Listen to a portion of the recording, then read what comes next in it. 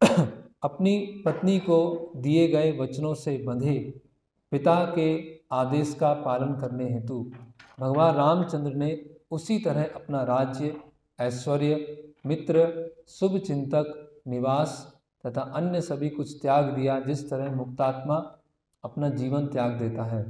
तब वे सीता सहित जंगल में चले गए। तात्पर्य: महाराज दशरथ के 3 पत्नियां थीं।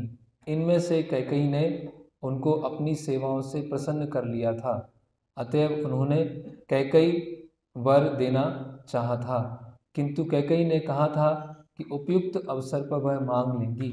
फलतः रामचंद्र जी के राज तिलक के अवसर पर कैकेयी ने अपने पति से प्रार्थना की वे उसके पुत्र भरत को राज सिंहासन और रामचंद्र को वनवास दे दें। वचनबद्ध होने के कारण महाराज दशरथ ने अपनी प्रियतमा के कहने पर रामचंद्र को जंगल जाने का आदेश दे दिया और भगवान ने आज्ञाकारी पुत्र के रूप में तुरंत ही आदेश मान लिया। उन्होंने बिना किसी संकोच के अपना सर्वस्व त्याग दिया, जिस प्रकार कोई मुक्तात्मा या महान योगी बिना किसी भौतिक आकर्षण के अपना जीवन त्याग देता है। ओम अज्ञानतिमिरन्धस्य ज्ञानाञ्जनं शलाकया चक्षुरुन्मिलितं येन तस्मै श्रीगुरुवे नमः। श्रीचैतन्यमनोभीष्टं स्थापितं येन भूतले स्वयं रूप कदा मह्यं ददाति स्वापदान्तिकं। वन्देऽहं श्रीगुरो श्रीयुतपदकमलं श्रीगुरून् वैष्णवांश्च श्रीरूपं साग्रजातं सहगं रघुनाथान्वितं सजीवं साद्वैतं सावधूतं परिजनसहितं कृष्णचैतन्यदेवं श्री राधा कृष्ण पादान सहगन ललिता श्री विशाखान्वितांश्च। नमः ओं विष्णुपादाय कृष्ण पृष्ठाय भूतले श्रीमते भक्तिवेदांत स्वामिति नामने। नमस्ते सारस्वते देवे गौरवाणी प्रचारणे निर्विशेष शून्यवादी पाश्चात्य देशे तारणे। जय श्री कृष्ण चैतन्य प्रभु नित्यानंद श्री अद्वैत गदाधर शिवासादि गौर भक्त वृंद। हरे कृष्णा कृष्णा कृष्णा हरे हरे, हरे राम राम राम हरे हरे। आप लोग पीछे दोहरा सकते हैं। रामाय रामभद्राय रामचंद्राय वेदसे रघुनाथाय नाथाय सीताय पतये नमः। हरे कृष्णा। तो आज से हम 3 दिन श्री राम कथा चर्चा करने जा रहे हैं और अयोध्या में जो श्री राम मंदिर है वहाँ पर जो भगवान के विग्रहों की स्थापना होनी है उसका कार्यक्रम प्रारंभ हो चुका है और 22 जनवरी को ये पूरा हो जाएगा।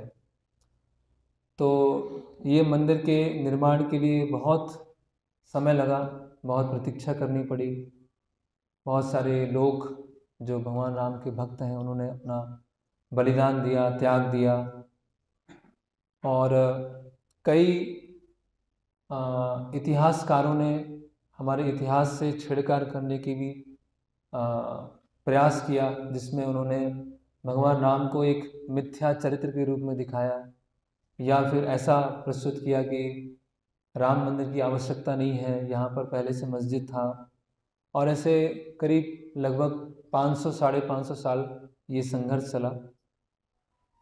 तो वहाँ पर बहुत ही भव्य मंदिर का निर्माण होने जा रहा है और हम देख सकते हैं कि ये जो वातावरण है सभी के बीच में है, चाहे वो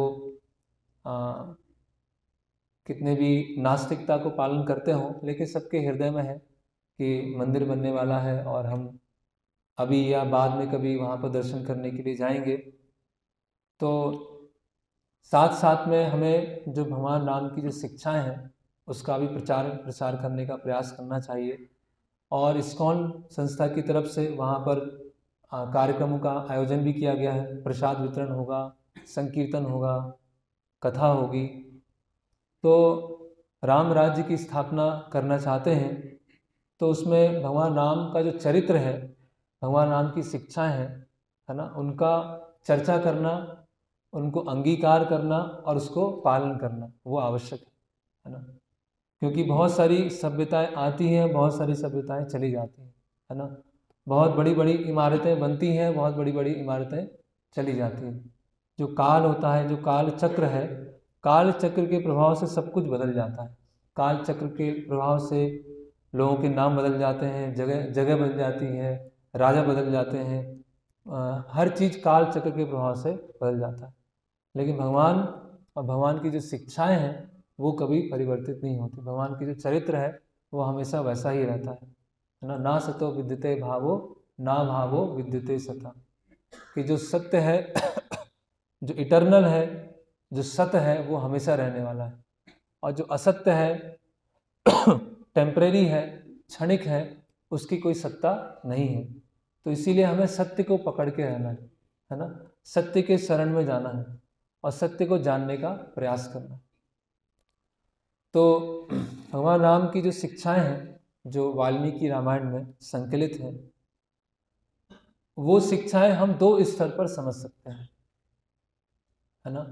पहला स्तर है एक सामान्य धर्म के स्तर पर समझ सकते हैं कि इस संसार में कैसे जीवन जिया जाता है, सबके अलग अलग कर्तव्य क्या होते हैं, उस स्तर पर हम रामायण को समझ सकते हैं। और दूसरा स्तर है कि कैसे भगवान राम की सेवा करना है, भक्ति करना है, और इस संसार से कैसे निकला जाए और अंततः भगवत धाम पहुंचा जाए, ये दूसरा स्तर। तो एक है ना पराधर्म और एक है अपराधर्म, या उसको और हम साधारण भाषा में देखें तो एक है वर्णाश्रम धर्म और दूसरा है भक्ति, है ना। सवै पुंसा परो धर्मो यतो भक्ति अधोक्षजे। तो परम धर्म, है ना, जीवात्मा का जो परम धर्म है वो है भक्ति करना, और इस संसार में कैसे व्यवहार किया जाए वो है वर्णाश्रम धर्म, है ना।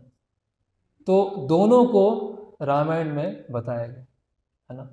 एक आदर्श राजा कैसे होते हैं, आदर्श पिता कैसे होते हैं, आदर्श पति कैसे होते हैं, आदर्श भाई कैसे होते हैं, आदर्श मित्र कैसे होते हैं, वो भी बताया गया कि इस संसार में कैसे जीवन जीना है, और भगवान के अलग अलग भक्तों ने किस तरह से भक्ति किया है ना। जैसे सबरी हैं, जटायु हैं, हनुमान जी हैं, उन सभी महान भक्तों ने किस तरह से भक्ति की है जिससे वो अंततः भगवान के धाम पहुंच सकें, वो भी वर्णन किया गया। तो इसीलिए ये रामायण क्या है, रामायण को पढ़ना बहुत विशेष है, हमें दोनों तरह की शिक्षाएं सीखने को मिलती हैं। तो ये जो हमने श्लोक पढ़ा है, जो 10वें अध्याय का 8वां श्लोक, ये अयोध्या कांड से है ना। तो अयोध्या कांड में कुछ हम चर्चा करने का प्रयास करेंगे और दोनों शिक्षाओं को हम साथ में लेने का प्रयास करेंगे, है ना। नैतिक शिक्षा, सांसारिक शिक्षा या वर्णाश्रम के स्तर, और दूसरा जो परम धर्म है, भक्ति है ना, वो भी हम साथ में लेके चलेंगे। तो यहाँ पर इस श्लोक में बताया गया है कि भगवान श्री रामचंद्र ने अपने पिता का वचनों को पालन करते हुए सभी वस्तुओं को, राज्य को, ऐश्वर्य को, मित्र को, शुभचिंतकों को, निवास को, सब कुछ उसी तरह से त्याग दिया जिस तरह से एक मुक्त आत्मा अपने जीवन को त्याग देती है ना। तो भगवान श्री रामचंद्र जब वनवास के लिए चले जाते हैं तो वनवास में जाने के पश्चात अयोध्या में क्या क्या घटनाएं होती हैं उसकी हम चर्चा करेंगे। तो जो महाराज दशरथ हैं वो एक भगवान के शुद्ध भक्त हैं और चक्रवर्ती सम्राट हैं और अपनी प्रजा से एक पिता की तरह प्रेम करते हैं। हम देखते हैं जो पहले राजा होते थे वैदिक संस्कृति में, वो रूल करते थे, नियंत्रण रखते थे, कंट्रोल करते थे, लेकिन उनका जो नियंत्रण होता था, उनका कंट्रोल होता था, वो कैसे होता था, एक पिता की भांति होता था। तो इसीलिए पूरी प्रजा है उनको बहुत स्नेह देती थी, बहुत प्रेम देती थी। तो जब ये घटना हुई, भगवान श्री रामचंद्र जब वनवास के लिए चले जाते हैं तो दशरथ महाराज बहुत व्याकुल हो जाते हैं, बहुत परेशान हो जाते हैं। और दशरथ महाराज के जीवन को हम देखें तो 4 भागों में उनके जीवन को हम विभाजित कर सकते हैं। पहला जीवन है जब उन्होंने 60,000 वर्षों तक प्रतीक्षा किया। किनका प्रतीक्षा किया? कि भगवान उनके पुत्र के रूप में आएंगे। तो पहले उस जीवन का उनका भाग है 60,000 वर्षों तक। दूसरा उनके जीवन का भाग है जब 25 वर्ष तक भगवान श्री रामचंद्र उनके साथ में रहे, है ना। तो ये दूसरा भाग है जब उन्होंने उनको बड़ा होते हुए देखा, उनकी बाल्य लीलाओं को देखा, है ना, उनके कुछ युवा अवस्था को देखा, वो दूसरा भाग है। और तीसरा भाग है जब भगवान राम अयोध्या से चले जाते हैं और 6 दिन का वो 6 दिन वो भाग चलता है और बहुत ही इंटेंस है, बहुत ही तीव्र है, जिसमें उनको भगवान राम से बहुत तीव्र विरह हो रहा है और उसके कारण वो अपने प्राण त्याग देते हैं। और चौथा भाग है जब अंत में पूरा युद्ध हो जाता है और विटनेस देने के लिए सीता माँ की जो अग्नि प्रवेश का जो लीला है उसमें विटनेस देने के लिए दशरथ महाराज वहाँ पर आते हैं और उनकी बहुत, भगवान राम और सीता माता की बहुत प्रशंसा करते हैं। वो उनके जीवन का चौथा भाग। तो अभी हम जो चर्चा करने वाले हैं उनके जीवन का तीसरा भाग चर्चा करने वाले हैं, जिसमें भगवान राम चले गए और उनको बहुत ही इंटेंस, बहुत ही तीव्र भगवान राम से विरह है। तो एक शुद्ध भक्त का मृत्यु को प्राप्त करना या शरीर का त्याग करना वो अशुभ नहीं है ना, बहुत शुभ है। दशरथ महाराज अपने जीवन से सिखा रहे हैं कि कैसे जीवन जीना चाहिए और कैसे प्राण त्यागना चाहिए, है ना। हम साधारणतः ऐसा विचार करते हैं कि रामायण में जो दशरथ महाराज हैं वो उनका एक वीक पर्सनैलिटी है ना, एक कमज़ोर, जिन्होंने उनकी जो पत्नी थी उनके वश में आकर, है ना, उनकी सेवा से प्रसन्न होकर उनको ऐसा वचन दे दिया जिससे इतना बड़ा दुर्घटना हो गई, इतना बड़ा डिजास्टर हो गया, है ना। लेकिन अगर हम देखेंगे, अगर हम गहराई से समझेंगे तो, है ना, धर्मस्य तत्त्वम निहितम गुहाया, है ना, महाजनो येन गतासा पंथ। जो धर्म है, धर्म को समझना बहुत कठिन है, आसान नहीं है। तो वास्तव में जो दशरथ महाराज हैं वो अपनी पत्नी के प्रेम के वश में आकर नहीं बंधे हैं, है ना। वो अपने जो धर्म है ना, कि वचन दिया है ना, रघुकुल रीति सदा चली आई, प्राण जाए पर वचन न जाए। तो अगर वचन दिया है तो उस वचन को क्या है, पालन करना है। लोग वचन के बहुत पक्के होते थे, है ना। एक बार वो बोल दिया, एक बार स्वीकार कर लिया तो वो उसको पालन करेंगे, फिर पीछे मुड़ के नहीं देखेंगे। तो वचन को पालन करना, सत्य परायण होना, ये एक धर्म का भाग है। तो जब माता कैकेयी ने उनको, जब युद्ध होता है उसमें उन्होंने बचाया, तो बचाने के पश्चात दशरथ महाराज ने प्रसन्न होकर उनको कहा कि मैं 2 वचन देना चाहता हूँ। तो कैकेयी माता ने कहा कि समय आने पर मैं वो मांगूंगी, है ना। तो उन्होंने वो वचन दिया। तो वचन देना मतलब क्या है, ये धर्म को दिखाता है। और वचन को पालन करना मतलब क्या कहलाता है, वो धर्म परायणता कहलाती है। तो दशरथ महाराज ने अपनी पत्नी के मोह के वश में आकर वचन नहीं दिया, उन्होंने धर्म को पालन करने के लिए इन वचनों को स्वीकार किया, है ना। तो हम यहाँ देख सकते हैं 2 तरह के धर्म हैं जो आपस में क्लैश हो रहे हैं, 2 तरह के धर्म हो रहे हैं जो आपस में टकरा रहे हैं, है ना। पहला धर्म है एक राजा का धर्म और दूसरा धर्म है एक पिता का धर्म, है ना। तो राजा का धर्म और पिता का धर्म आपस में टकरा गए, जिसको बोलते हैं धर्म संकट, है ना। तो धर्म संकट में क्या होता है कि 2 धर्म आपस में टकरा जाते हैं और दोनों सही होते हैं, दोनों धर्म सही होते हैं, लेकिन पालन एक करना होता है। तो इसमें विचार करना होता है कौन सा धर्म उच्च है और कौन सा धर्म निम्न श्रेणी का है, लेकिन है दोनों सही। एक होता है पाप, एक होता है पुण्य। पाप मतलब ये नहीं करना है, पुण्य मतलब ये करना है, स्पष्ट है, ये करना है, ये नहीं करना है। लेकिन धर्म संकट में क्या है, ये भी करना है और ये भी करना है, अभी समस्या हो रही है, और ये भी सही लग रहा है, ये भी सही लग रहा है ना। तो इसलिए क्या है, धर्मस्य तत्तम निहितम गुहाया महाजनो येन गता सपंथ, है ना, महाजनों के पथ पर चलना। तो राजा का धर्म क्या है ना, राजा का धर्म है कि जो उन्होंने वचन दिया है उसको पालन करना। राजा का धर्म क्या है, निरासक्त वैराग्य को स्थापित करना, कि वो समय आने पर अपने जो परिवारजन है उनसे भी आसक्त नहीं है। ऐसे भगवान रामचंद्र ने भी किया उत्तरकांड में, तो अपने परिवारजन से भी आसक्त नहीं है ना। राजा के लिए राजधर्म निभाना वो महत्वपूर्ण। लेकिन पिता का धर्म क्या है कि वो राज्याभिषेक कराना चाहते हैं, वो अपने पुत्र को अपने साथ में रखना चाहते हैं, है ना, पुत्र को हमेशा देखना चाहते हैं, वो एक पिता का धर्म है। तो कौन सा धर्म ऊपर है, एक राजा का धर्म या पिता का धर्म? वो है राजा का धर्म, है ना।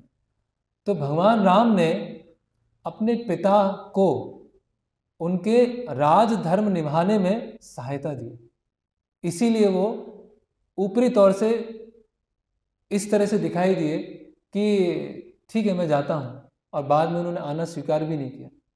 तो भगवान राम इस चीज़ को देख रहे थे कि मेरे पिता अभी दुविधा में फंसे हुए हैं, कि उनको राजधर्म पालन करना है, जो उनके लिए ही है उनको ही पालन करना है, लेकिन मुझसे प्रेम बस वो पितृ जो स्नेह है वो भी सामने आ रहा है।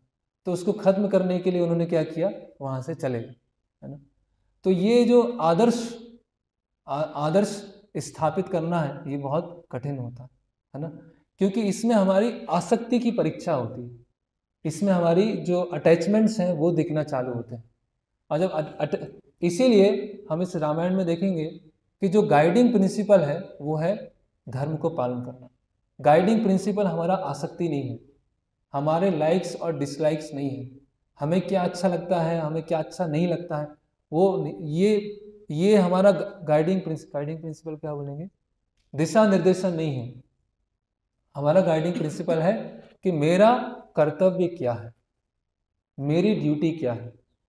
जैसे वो श्लोक आता है, प्रभुपाद जी धर्म शब्द को ट्रांसलेट करते हैं पहले स्कंद के दूसरे अध्याय में, ऑक्यूपेशनल ड्यूटी, धर्म सनिष्ठिता पुंसा विश्वक सैन्य कथा से। तो धर्म मतलब ऑक्यूपेशनल ड्यूटी। तो हमारे कर्तव्य क्या है वो बहुत महत्वपूर्ण है, हमें क्या अच्छा लगता है वो इतना महत्वपूर्ण नहीं है। तो दशरथ महाराज को तो अच्छा क्या लग रहा था कि उनके पुत्र हमेशा साथ में ही रहे, लेकिन उनकी ड्यूटी क्या थी कि वचन दिया है जो राजधर्म है वो पालन करना है ना, इसीलिए भगवान राम वहाँ से चले गए। तो अभी दशरथ महाराज वहाँ पर विचार कर रहे हैं कि ऐसा हुआ क्यों, ऐसा अचानक से क्यों हो गया ये सब, है ना। तो उनके मन में विचार आता है, कुछ वर्ष पहले की घटना पर विचार करते हैं कि एक बार मैं जंगल में आखेट करने के लिए गया था, और आखेट करते समय है ना मुझे किसी के जल को पीने की आवाज़ आई, जैसे कोई नदी से कोई जल पी रहा, तो मुझे ऐसा लगा कोई जंगली जानवर हो सकता है, इसीलिए मैंने वहाँ पर शब्द भेदी बाण चलाया। और शब्द भेदी बाण चलाने के पश्चात क्या हुआ, वहाँ पर एक कोई युवा थे, है ना, उनको वो तीर लगा और उनकी वहाँ पर मृत्यु हो गई, है ना। तो दशरथ महाराज जब तीर लगता है तो उनके पास में जाते हैं, वो थे श्रवण कुमार, है ना। तो श्रवण कुमार के पास जब पहुँचते हैं तो श्रवण कुमार बोलते हैं कि आपने इतना गलत कार्य किया है, और मैं अपने पिता की सेवा के लिए आया था, माता पिता की जो नेत्रहीन है, और आपने इस तरह से कार्य किया है, तो मेरे पिता बहुत ही असहाय हैं, तो आप उनके पास जल लेके जाइए, है ना। तो दशरथ महाराज चाहते तो वहाँ से निकल जाते, है ना, वो नहीं जाते वहाँ पर, लेकिन दशरथ महाराज जल लेके श्रवण कुमार के माता पिता के पास में जाते हैं, और माता पिता सोचते हैं कि तो श्रवण कुमार है, और पूछते हैं कि ठीक है जल लेके आए, और दशरथ महाराज पूरा अपना वहाँ पर कन्फेस करते हैं कि ये मुझसे गलती हुआ, मैं व्यक्ति हूँ और ऐसा ऐसा हुआ है ना। तो श्रवण कुमार के माता पिता बोलते हैं कि अगर आप यहाँ से चले जाते, हमारे पास ये बताने नहीं आते, तो आपके सिर के 1000 टुकड़े हो जाते, क्योंकि आप यहाँ पर बताने आए हैं, है ना, इसीलिए कुछ हुआ नहीं, है ना। और उनके जो माता पिता होते हैं बहुत दुखी हो जाते हैं, और दुखी होने के पश्चात बोलते हैं कि हमारा पितृ, हम प्रार्थना करते हैं कि वो स्वर्ग चला गया, है ना। तो माता पिता की सेवा करने से क्या प्राप्त हुआ? स्वर्ग की प्राप्ति हुई, है ना। और वास्तव में उसके बाद उनके माता पिता ने अपने पुत्र का अंतिम संस्कार किया, और अंतिम संस्कार के पश्चात उन्होंने भी अग्नि में प्रवेश कर लिया। अग्नि में प्रवेश करने के पश्चात वो भी स्वर्ग चले गए, है ना। तो अभी हम इसमें देखते हैं कि अगर हम भौतिक स्तर पर माता पिता की हम सेवा करते हैं तो पुण्य प्राप्त होगा, है ना, स्वर्ग की प्राप्ति होगी। इसीलिए सब पुण्य करते थे, है ना, या सांसारिक धर्म का पालन करते थे, है ना। तो कई बार लोग ऐसा बोलते हैं कि देखो रामायण में तो श्रवण कुमार ने अपने माता पिता की सेवा किया, दशरथ महाराज की आज्ञा को राम ने माना, तो आप अपने माता पिता की क्यों नहीं सुन रहे? माता पिता बोल रहे हैं कि मंदिर मत जाओ, अभी भक्ति करने की उम्र नहीं है, बाद में भक्ति करना, है ना। तो आप उनकी क्यों नहीं सुन रहे? लेकिन दोनों ही केस में क्या है, वो धर्म को पालन कर रहे हैं, है ना। ऐसा नहीं है कि माता पिता अधर्म के रास्ते में ले जाना चाहते हैं और बच्चा उनकी अधार्मिक इच्छाओं को पूरा करने का प्रयास करे, ये नहीं बताया राम, क्योंकि जो श्रवण कुमार है वो अपने माता पिता की सेवा कर रहे हैं, एक सांसारिक धर्म के अनुसार सेवा कर रहे हैं, और सेवा करने से उनको, अगर माता पिता कुछ इस कार्य के लिए प्रोत्साहन दे रहे हैं कि अल्टीमेटली उसमें पाप निहित है, अल्टीमेटली हम पाप की भागीदारी होंगे, तो ऐसी इच्छा का पालन करने से हम भी नर्क जाने वाले हैं और माता पिता को भी नर्क ले जाने वाले हैं, है ना। तो इसीलिए धर्म को समझना इतना आसान नहीं है ना, केवल ऊपरी दृष्टिकोण से कि इन्होंने इनका आज्ञा माना, इन्होंने इनका आज्ञा माना, इसीलिए आपको भी ये करना चाहिए, इस तरह से हम समझ नहीं पाएंगे।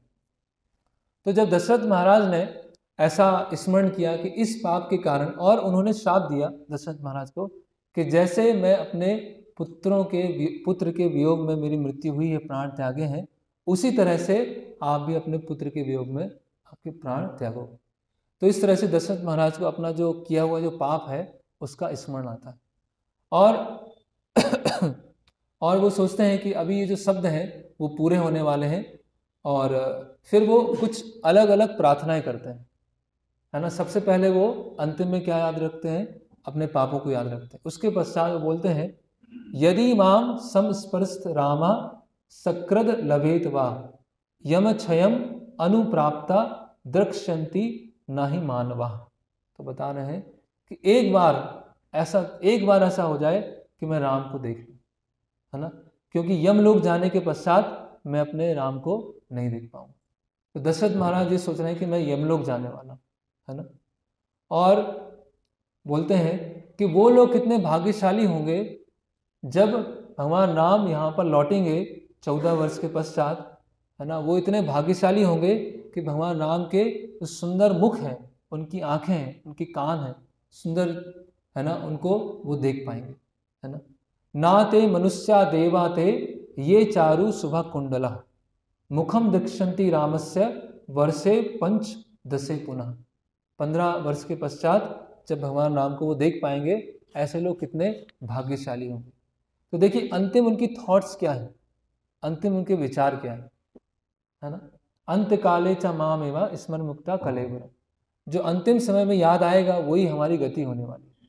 तो दशरथ महाराज ने इतना बड़ा राज्य किया, चक्रवर्ती सम्राट है ना, इतने सारे युद्ध किए हैं, है ना, इतने सारे मंत्रियों के साथ आदान प्रदान किया है ना, इतने सारे राज्यों को अपने राज्य में शामिल किया, इतने सारे कार्य करने के पश्चात अंतिम थॉट क्या है, अंतिम विचार क्या है? अंतिम विचार ये है कि भगवान राम की जो सुंदरता है उस पर वो मनन कर रहे हैं, है ना। तो ये हमारी आसक्ति कहाँ है ना, जो सब हम कार्य कर रहे हैं वो हम किस लिए कर रहे हैं, हमारी आसक्ति कहाँ है, ये इस पर हमें विचार करना चाहिए, क्योंकि अंतिम में वही स्मरण आने वाला है। पूरे जीवन में जो हमने किया है, पूरे जीवन में हम सबसे अधिक जिस चीज़ से आसक्त रहे हैं वही हमको स्मरण आने वाला है ना। तो हम देख सकते हैं कि दशरथ महाराज कितने महान भक्त हैं, है ना। फिर बता रहे हैं पद्म पत्र इक्षणाम शुभ्रु सुमदंस्तृतम चारु नासिकम ध्याना दृक्षन्ति रामस्य तारा अदीप निभम मुखम, कि वो लोग इतने भाग्यशाली होंगे जो भगवान का चंद्रमा के समान मुख देखेंगे, कमल के समान उनके नेत्र होंगे, और उनकी जो भौहें हैं, आईब्रोज हैं, वो कामदेव के जो धनुष होता है उसके समान है, उनके जो दांत हैं वो मणि के समान है, और उनकी जो नासिका है वो बहुत सुंदर है ना। तो भगवान राम के जो दिव्य मुख है उसका जो डिटेल है उसको वो याद कर रहे हैं कि उनकी आंखें ऐसी हैं, उनके दांत ऐसे हैं, उनकी नासिका ऐसी है, उनके कान ऐसे हैं, और उनका जो पूर्णिमा में जब कमल खिलता है ना, या पूर्णिमा के जो शरद ऋतु का जो चंद्रमा होता है उसके समान जो मुख है वो जो लोग देखेंगे 15 साल के पश्चात वो कितने भाग्यशाली होंगे। फिर अंत में बोलते हैं हा राघव महाबाहो हा मम आयास नाशना हा पितृ प्रिया में नाथा हाद्य कौशिक गता सुता। ओ राघव है ना, महान बलशाली, दुखों को दूर करने वाले, अपने पिता के प्रिय, मेरे रक्षक, मेरे पिता, तुम कहाँ चले गए। और ये श्लोक बोलकर वो अपने प्राण त्याग देते है ना। तो कुछ समय पहले मैंने कोर्स अटेंड किया था, तो जिन्होंने कोर्स कराया था वो बता रहे थे कि उनकी जो माता थी है ना, तो बहुत ही ट्रेडिशनल फैमिली से थी, मध्वा संप्रदाय में एक ट्रेडिशनल फैमिली से थी। तो बाद में वो लोग इस्कॉन से जुड़े और पूरी तरह से वहाँ दीक्षा लिया, सब पालन करना चालू किया। तो जब उनका मृत्यु हो रहा था तो उनका मृत्यु कैसे हुआ, वो हरे कृष्णा कृष्णा कृष्णा हरे हरे राम और उन्होंने प्राण त्याग दिए, हरे राम और प्राण छूट गए बैठे बैठे।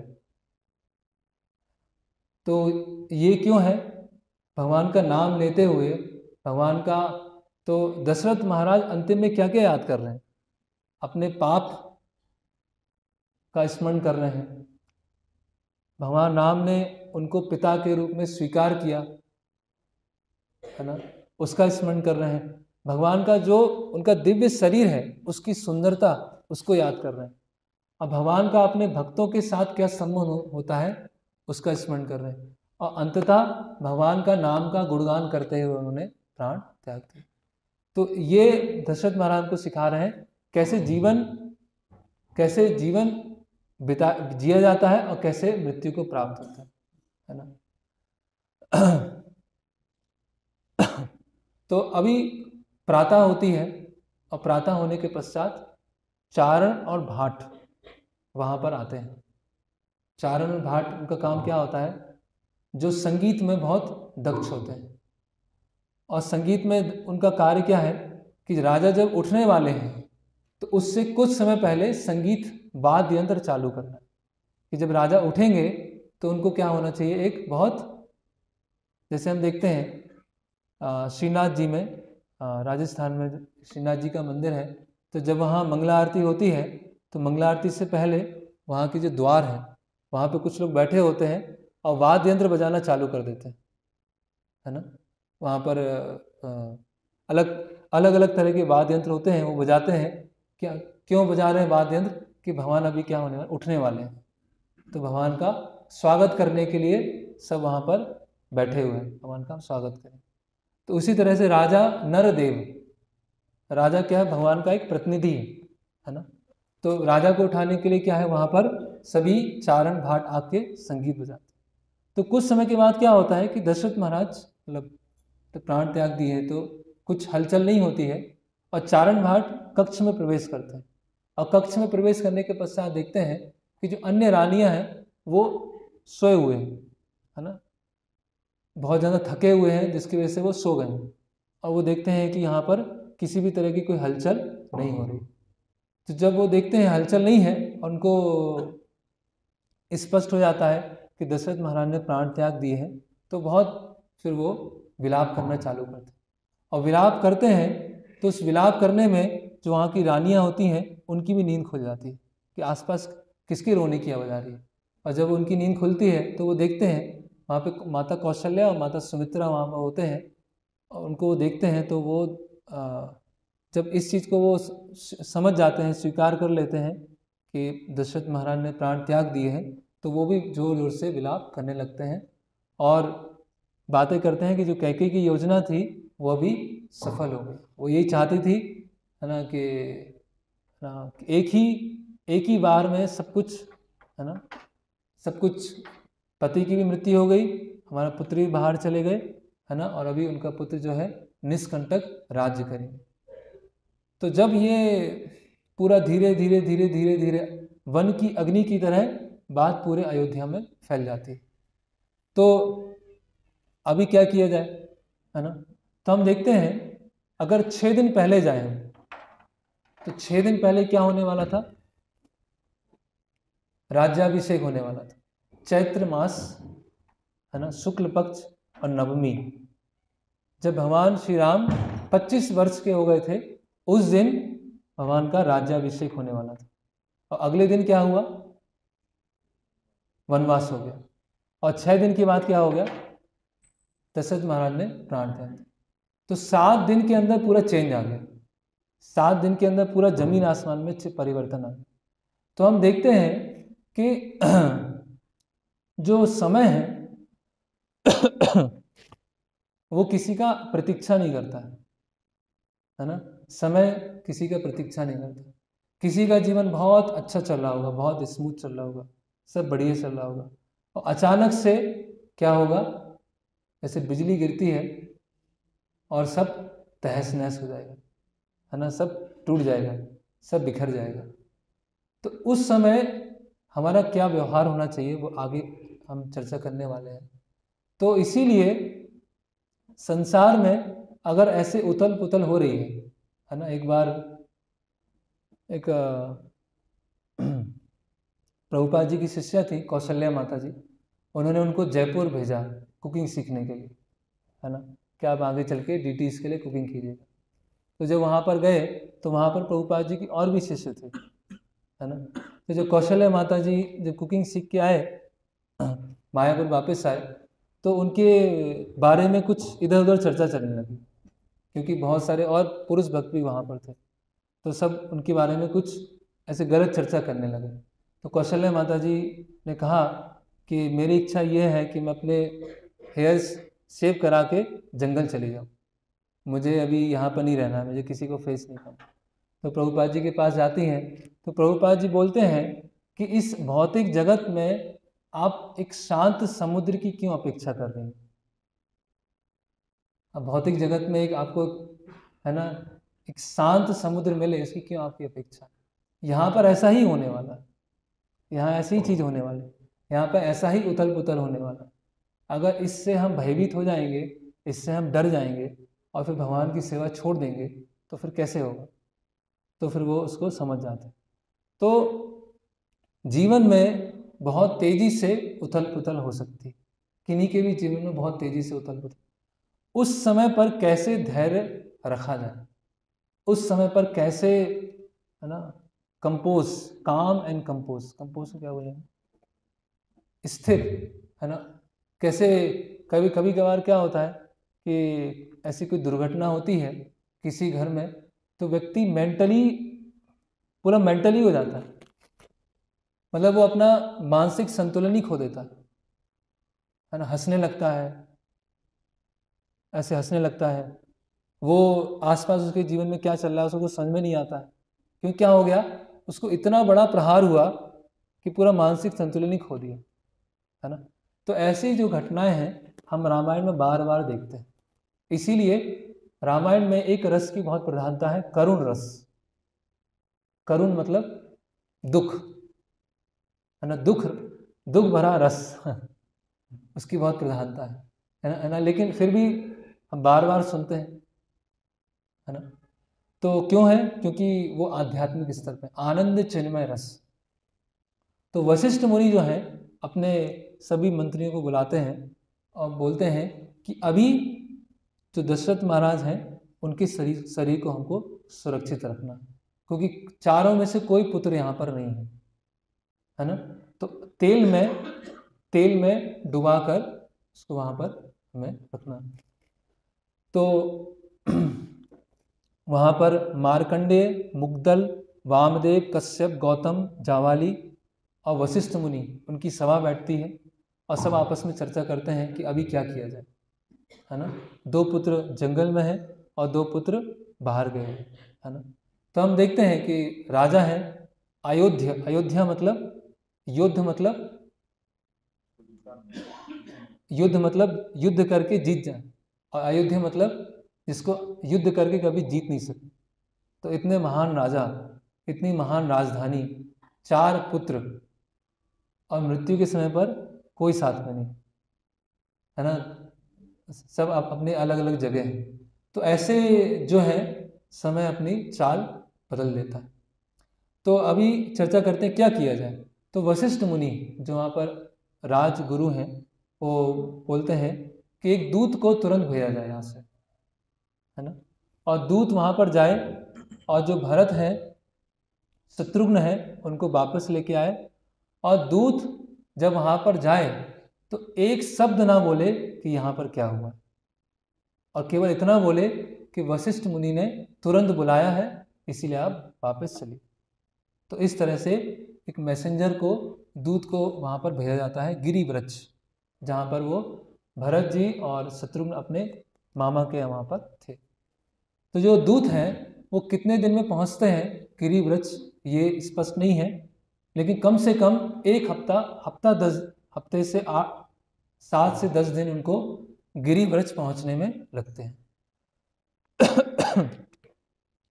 तो अभी जब वो गिरिव्रज पहुँचते हैं तो वहाँ पर जो भरत जी वहाँ पर होते हैं, और 1 रात्रि पहले जब दूत वहाँ पहुँचता है उसके 1 रात्रि पहले उनके एक स्वप्न आता है, और स्वप्न में बहुत ही डरावना स्वप्न था। उस डरावना स्वप्न में क्या था कि एक रथ है जो गधों से चल रहा है, गधों से चलने वाला रथ है, उसमें एक व्यक्ति बैठे हुए हैं। उन व्यक्ति को किसी तेल के पात्र में डुबोया जाता है ना। और बहुत तेज आंधी चल रही है, बहुत तेज तूफान चल रहा है, और अग्नि दिख रही है, और पतझड़ आ चुका है ना। सारे पेड़ से पत्तियां जो हैं सूख गई हैं और पतझड़ से वहाँ से निकल रही हैं। तो जो भरत जी होते हैं एकदम डर जाते हैं, कैसा डरावना स्वप्न कैसे है ना, अग्नि है, आंधी है, पतझड़ दिख रहा है। तो उनको ये, क्योंकि इसको बोलते हैं निमित्त ज्ञान, कि स्वप्न से या प्रकृति को देखकर पता लगाना कि आगे क्या होने वाला। तो विचार करते हैं या तो मेरा, या भगवान राम का, या दशरथ महाराज का, हम तीनों में से किसी एक का मृत्यु होने जा रहा है, ऐसा वो विचार करते हैं। कुछ ना कुछ अपशकुन घटना आगे होने वाली। तो बहुत क्या हो जाते हैं, परेशान हो जाते हैं, बहुत विचलित हो जाते हैं। और उसी समय पर क्या होता है, अयोध्या से दूत वहाँ पर आते हैं संदेश को लेकर, है ना। और जैसा कि वशिष्ठ मुनि ने कहा था, जैसे ही वो बताते हैं, तो भरत जी पूछते हुआ क्या, मुझे इतना अचानक क्यों बुलाया। तो बोलते हैं कि वशिष्ठ मुनि की आज्ञा है, आप फटाफट जल्दी से चलिए, और वहाँ सब कुछ ठीक है, कोई चिंता की बात नहीं है, आप वहाँ से चलिए। तो भरत जी तो उसको स्वीकार नहीं कर पाते हैं, क्योंकि ऐसा 1 रात्रि पहले ऐसे स्वप्न आया था। तो उनके जो मामा होते हैं योधाजीत और नाना अश्वपति, उनसे वो विदा लेते हैं, वहाँ से उनको बहुत सारे उपहार प्रदान करते हैं, और उपहार लेकर एक बड़ी सेना लेकर फिर वो यहाँ के लिए, अयोध्या के लिए रवाना होते हैं। तो वो चलते जाते हैं, चलते जाते हैं, चलते जाते हैं, और 7 दिन होने वाले होते हैं, और कौशल राज जो है, कौशल राज्य की सीमा के पास पहुँच जाते हैं।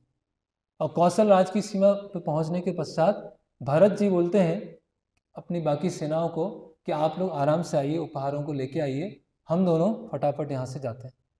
और हम दोनों वहाँ पर अयोध्या में पहुँचते हैं। तो 8वें दिन भरत जी और शत्रुघ्न जी वहाँ पर पहुँच जाते हैं, अयोध्या में पहुँचते हैं। तो जब अयोध्या में पहुँचते हैं तो वहाँ की स्थिति को देखकर वो क्या हो जाते हैं, स्तब्ध रह जाते हैं, आश्चर्यचकित हो जाते हैं, ऐसा कैसे हो। तो यहाँ पर हम देखेंगे कि जो विपत्तियाँ हैं अचानक से आती हैं, अचानक से गिरती हैं, और उन विपत्तियों में कैसे अपने धैर्य को बांधा जाए, वो हम भरत जी के चरित्र से हम देखेंगे, है ना।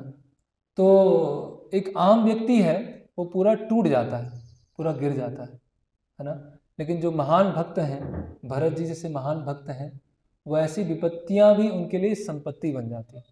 भागवतम में एक श्लोक आता है कि महान भक्तों के जीवन में उनकी जो विपत्ति होती है वो भी उनकी संपत्ति का काम करती है, क्योंकि ऐसे समय में वो संपत्ति उनको भगवान से और अधिक, उनके प्रति और अधिक प्रगाढ़ संबंध और अधिक प्रगाढ़ संबंध स्थापित हो जाता है। और उनको ये पता चलता है ना कि कहीं ना कहीं मैं भी इसका कारण बना, इस विपत्ति आने का। तो उस परिस्थिति में उस समस्या को कैसे सुलझाया जाए, है ना, किस तरह से उस समस्या को सुलझाया जाए, वो भी हम भरत जी के चरित्र से हम देखेंगे। तो वो 8वें दिन जब अयोध्या में प्रवेश करते हैं तो अयोध्या में कैसी स्थिति है ना। जैसे अनाथ कोई व्यक्ति, कोई बालक अगर अनाथ हो गया है ना, तो अयोध्या एक अनाथ की तरह दिख रही है, उजाड़, है ना, या छिन्न भिन्न, है ना। जैसे इसमें अलग अलग उदाहरण दिए हैं, जैसे ब्राह्मणों से उनके शास्त्रों को चुरा लिया गया है ना, या एक गाय से एक बछड़े को दूर कर दिया गया, है ना, और एक विधवा की तरह पूरी अयोध्या वहाँ पर दिख रही। और वहाँ के जो पशु हैं, वहाँ के जो पक्षी हैं, वहाँ के जो पेड़ हैं, वो भी अप्रसन्न हैं, वो भी दुखी हैं, है ना। कोई भी अपने कार्य करने के लिए नहीं जा रहा है, सब अपने दरवाजे पर बैठे हुए। किसान खेती करने नहीं जा रहे हैं, उन्होंने अपना हल साइड में रख दिया है ना। जो गाय हैं वो अपने मुख में चारा लेती हैं और चारे को छोड़ देती हैं, फिर चारा ग्रहण नहीं करती हैं, है ना। जो बछड़े हैं अपनी गाय का जो दूध है वो पीने नहीं जा रहे हैं, है ना। तो पूरा जो, जैसे प्रभुपाद जी एक जगह लिखते हैं भागवतम के तात्पर्य में कि जो सुंदर प्रकृति है, जो सुंदर प्रकृति है वो भगवान की क्या है, स्माइल है। सुंदर प्रकृति को देखकर कोई भगवान कैसे मुस्कुराते हैं वो दिखाई देता है। तो भगवान वहाँ पर उपस्थित नहीं है, तो पूरा जो राजधानी है, पूरा जो वातावरण है वो कैसा हो गया है, पूरा छिन्न भिन्न हो गया। और हम देखते हैं कि जैसे कि रामायण के जो टीकाकार हैं उन्होंने बताया है रामायण की टीका में कि भगवान जो कैकई है ना, कैकई को हमारे मन से तुलना की गई है, मंथरा को संशय से तुलना की गई है, डाउट से तुलना की गई, या संशय उत्पन्न करने वाले लोगों से तुलना की गई। तो अगर हमारा मन हमारे संशयों को सब कुछ मान ले या संशय पैदा करने वाले लोगों का संग करना चालू कर दे, तो अपने हृदय से, वो हृदय क्या है, अयोध्या है, अपने हृदय से भगवान को निष्कासित कर देते हैं, अपने हृदय से भगवान को निकाल देते हैं। और जब हृदय से भगवान चले जाते हैं तो हृदय कैसा हो जाता है, पूरा रूखा सूखा हो जाता है, एकदम ड्राई हो जाता है, एकदम उजाड़ हो जाता है, उसमें किसी भी तरह का कोई भी सद्गुण नहीं बचता है। तो ऐसी स्थिति अयोध्या की होगी, है ना। तो जो वहाँ के लोग हैं वो मैले कपड़े पहने हुए, है ना, और पूरा निराशाजनक पूरा वातावरण वहाँ पर बना हुआ। तो जिस तरह से वो छोड़कर गए थे उसका पूरा विपरीत वहाँ पर देखते हैं। तो भरत जी सबसे पहले जाते हैं अपने पिता के कक्ष में, और पिता के कक्ष में जाने के पश्चात देखते हैं कि वहाँ उनके पिता तो नहीं है। तो फिर अपनी वो माता के कक्ष में जाते हैं, और माता के कक्ष में जाते हैं तो उनकी जो माता होती हैं उनको देख के बहुत प्रसन्न हो जाती हैं, है ना। और वो बताते हैं कि हाँ, हमारे जो ननिहाल है वहाँ पे सब ठीक है, सब कुछ अच्छा है, लेकिन मैं समझ नहीं पा रहा हूँ कि मुझे इतने जल्दीबाजी में क्यों बुलाया गया यहाँ पर, इतना फटाफट क्यों बुलाया गया, और मुझे पिता भी नहीं दिखाई दे रहा है, पिताश्री भी नहीं दिखाई दे रहे यहाँ पर, तो क्या हुआ क्या है। तो जो कैकेयी है, जो अपने मन में बैठा के बैठी थी कि अगर मैं ऐसा करूँगी तो इनको अच्छा लगेगा, उन्होंने अपने मन में एक इमेजिनरी भरत की पिक्चर बना के रखा था तो कभी कभी हम अपने जीवन में होता है, हमें लगता है कि मैं ऐसा करूँगा तो सामने वाले को बहुत अच्छा लगेगा, है ना। हम कुछ योजना बनाते हैं या कुछ कार्य करना चाहते हैं और हम सोचते हैं कि ऐसा हम करेंगे, एक इमेजिनरी पिक्चर बना के चलते हैं कि ऐसा करने से मैं तो अच्छे के लिए सोच रहा हूँ, मैं तो भले की सोच रहा हूँ, मैं तो आपके भले के लिए सोच रहा था और मुझे आप गलत समझ रहे हो। मैं आपके अच्छे के लिए सोच रहा था और आपके अच्छे के लिए सोचा और मुझे ही आप अपशब्द बोल रहे हो, ये कैसी बात है। लेकिन वो वास्तव में मेरे लिए अच्छा है या नहीं है, उसको कौन डिसाइड करेगा। या आपने मेरे लिए जो अच्छा सोचा, हो सकता है आपने एक छोटी दृष्टिकोण से सोचा कि ये मेरे लिए अच्छा है, लेकिन दूसरा कुछ अच्छा था, है ना। इसीलिए अगर हमें किसी दूसरे के बारे में अच्छा सोचना है, पहले हम ये जान लें कि वास्तव में अच्छा होता क्या है। जब हमें ये पता नहीं होगा कि अच्छा है क्या, सही क्या है, और हम सोच रहे हैं कि दूसरे के लिए, तो जो इसको बोलते हैं अपनी आसक्ति को जस्टिफाई करना, कि करना हम चाहते हैं लेकिन हम बोल रहे हैं कि मैंने आपके अच्छे के लिए सोचा, मैंने आपके भले के लिए सोचा, लेकिन करना हम खुद चाहते हैं, है ना। तो ऐसे पारिवारिक संबंधों में भी होता है, ये भक्तों के बीच में भी ऐसा होता है कि अपने आप को हम एक इनोसेंट की तरह प्रस्तुत करते हैं कि प्रभु जी मैं तो अच्छे के लिए सोच रहा था, मैंने तो सेवा के लिए सोच रहा था।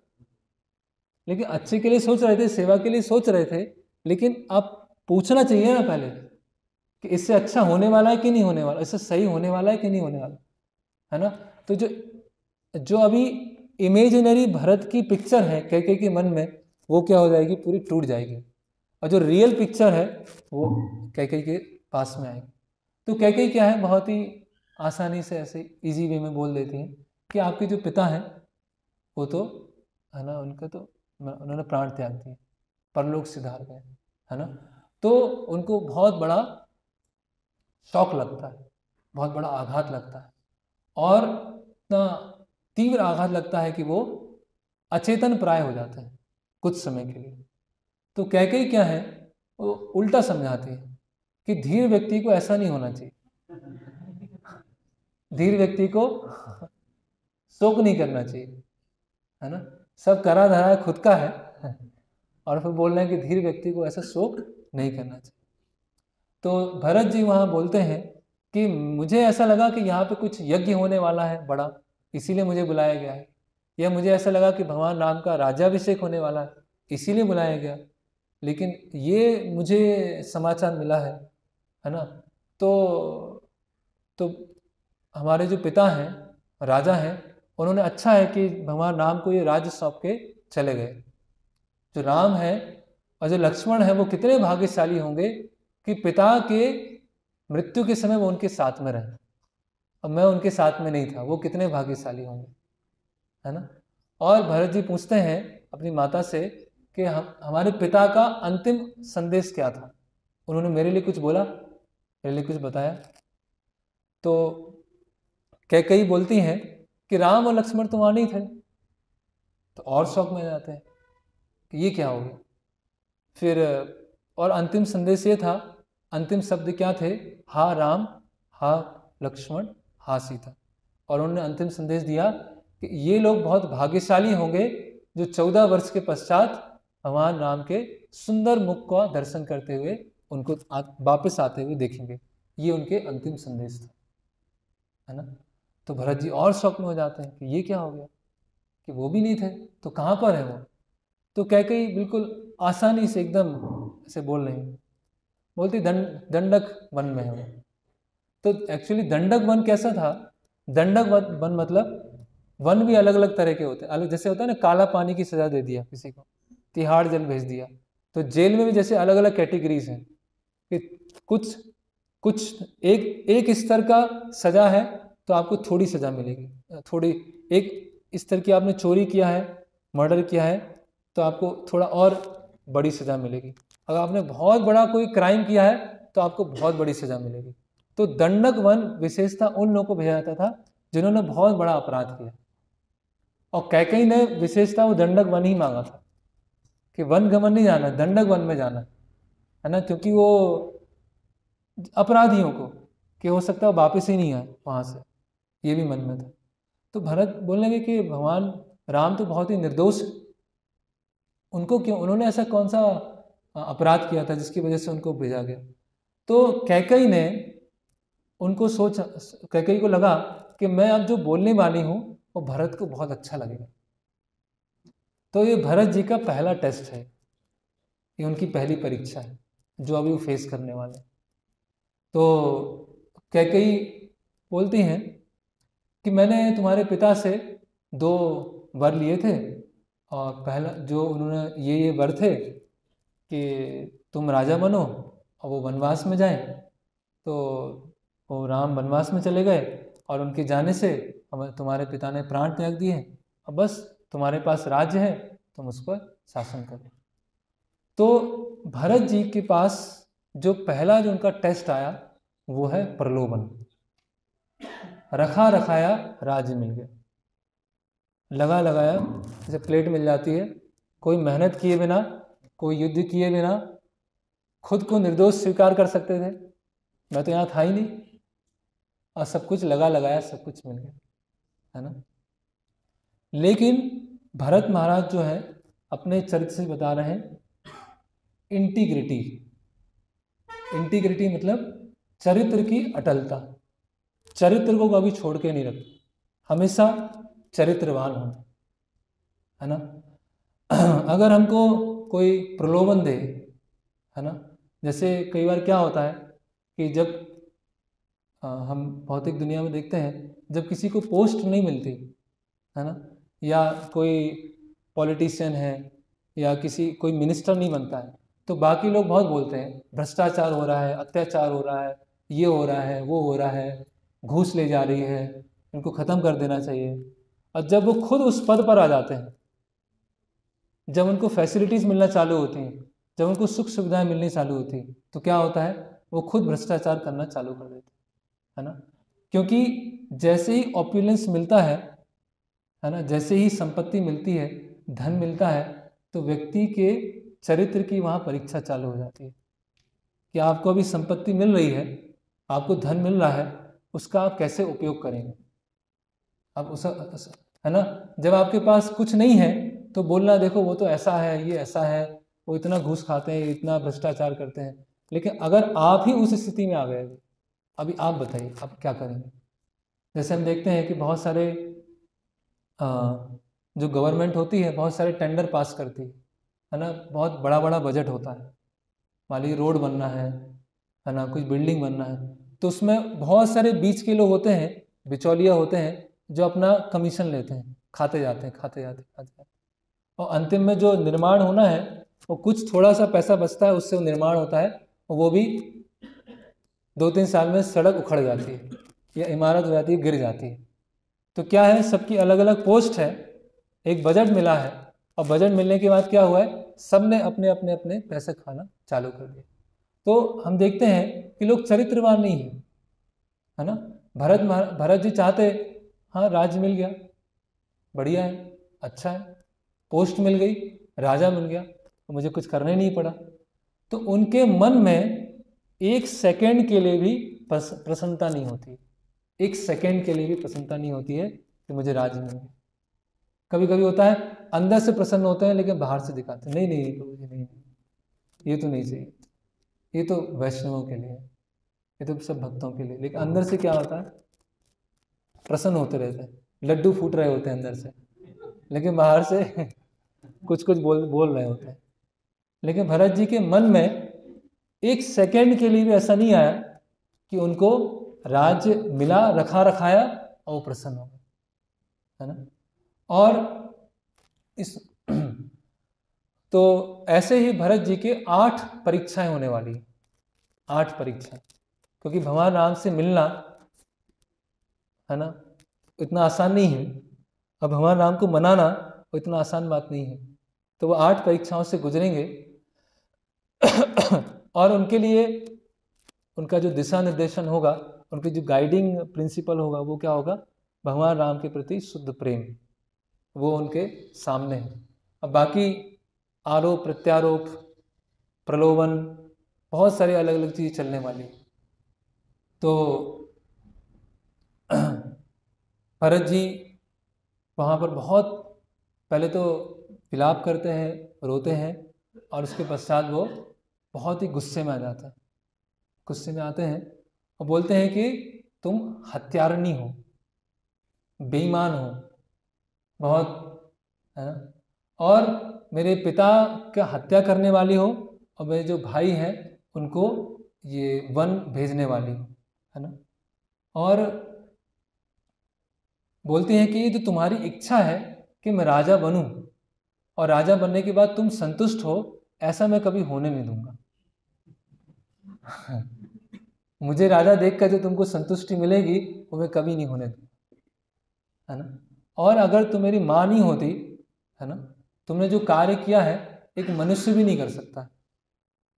जो मनुष्य से नीचे निम्न योनि वाले लोग होते हैं वो ही ऐसा कार्य कर सकते हैं, है ना। तो तुम मेरी माँ हो, इसीलिए मैं अभी तक कुछ किया नहीं मैंने, लेकिन अभी मैं दंड देता, है ना। और बोलते हैं कि एक जो बैल है जो भार को खींचता है, उस भार को एक बछड़ा कैसे खींच सकता है ना। अभी ये जो उपमा है वो भी जो गांव में रहने वाले वो ही समझ पाएंगे, शहर में हम समझना था मुश्किल है। एक बैल जितने लोड को लेके चलता है, अगर वहाँ उस बैल की जगह बछड़ा लगा दिया जाए तो क्या होगा? कुछ नहीं कर पाएगा, कुछ खींच नहीं पाएगा। तो बोलते हैं कि मैं इस राज्य को चलाने के लिए सक्षम नहीं हूँ, है ना। तुम राक्षसनी हो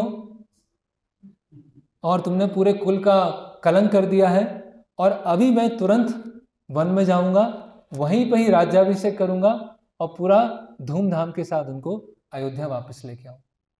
तो इस तरह से यहाँ पर बता रहे हैं।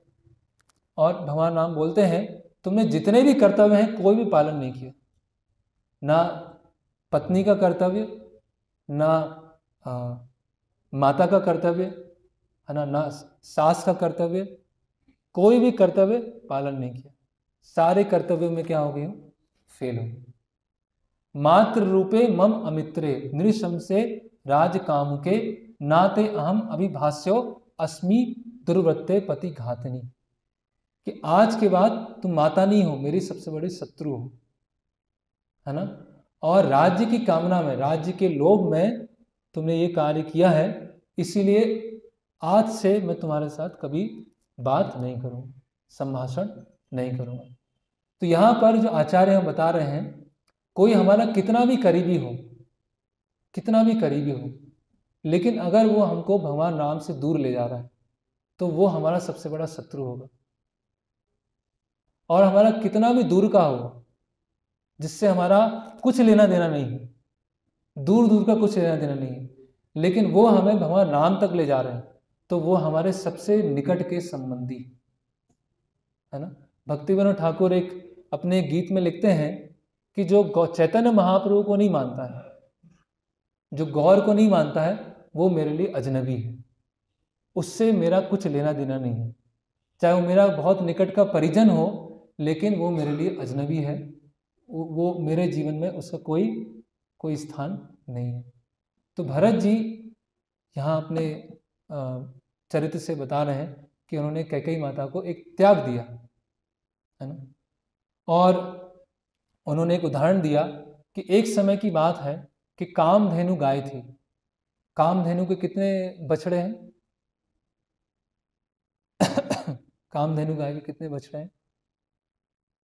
असंख्य, असंख्य बछड़े। तो एक बार क्या हुआ, एक किसान 2 बछड़ों को मार रहा था ऐसे, है ना। तो जब 2 बछड़ों को मारा जा रहा था तो कामधेनु को बहुत आंसू आ रहे थे, वो रो रही थी कि मेरे 2 पुत्रों को मारा जा रहा है। असंख्य बच्चे होते हुए भी अगर 2 को मारा गया तो कामधेनु क्या हो रही है? परेशान हो रही है। तो बोलती है कि जो माता कौशल्या है उनकी तो एक ही पुत्र है, और एक उनके साथ तुमने ऐसा काम किया है ना, उनके पुत्र को तुमने वन भेज दिया है, तो उनकी स्थिति क्या हो रही हो, है ना। और इसके पश्चात जो भरत जी हैं वहाँ से वो चले जाते हैं और दोबारा कभी अपनी माता के कक्ष में उनसे मिलने के लिए नहीं आते। तो ये हम उनका देख सकते हैं, उनकी चरित्रवान, है ना। वो प्रलोभन में नहीं आए, है ना, वो प्रलोभन में फंसे नहीं। अब आता है उनका दूसरी परीक्षा। दूसरी परीक्षा क्या है? आरोप लगाना उनके ऊपर, है ना। अगर हमारे ऊपर कोई आरोप लगाए जिसमें हमने गलती की है, हम क्या करते हैं? अगर हमारे ऊपर किसी ने आरोप लगाया कि आपने ये कार्य अच्छे से नहीं किया, ये सेवा अच्छे से नहीं किया, कुछ भी है, तो हमारा सबसे पहली मानसिकता क्या होती है? प्रत्यारोप, डिफेंस। कैसे अपने आप को सही साबित करना, है ना। अगर किसी चीज के लिए आरोप लगाया है तो इतनी चीजें गिना देंगे हम, और उस गिनाने के बाद हम ये बताना चाहेंगे इतनी चीजें तो सही की हैं, इसको क्यों बोल रहे हैं? ऐसा बहुत ही कॉमन है, ऐसे बहुत ही। तो अभी उनके ऊपर, भरत जी पे, पहला परीक्षा है प्रलोभन, दूसरी परीक्षा है आरोप, है ना।